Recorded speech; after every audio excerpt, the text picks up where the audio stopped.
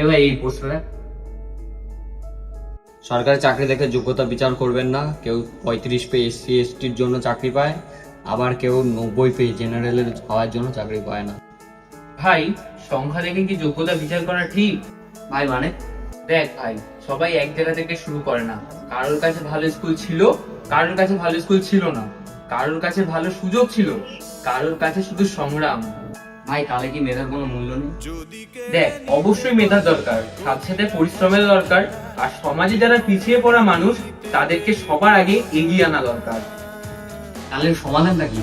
দেখ, একে অপরকে দোষ না দিয়ে এমন একটা ব্যবস্থা থাকবে যেখানে মেধারও সম্মান থাকবে আর কেউ সুযোগ থেকেও বঞ্চিত হবে না। বিতর্ক অনেক হতে পারে, কিন্তু একটা কথা মাথায় রাখবেন, প্রত্যেকটা নম্বরের পিছনে লুকানো একটা গল্প থাকে। তাই মানুষটাকে দেখে যাচাই করো, তার নাম্বার দেখে না। আমি জানি প্রতি রাতে হয়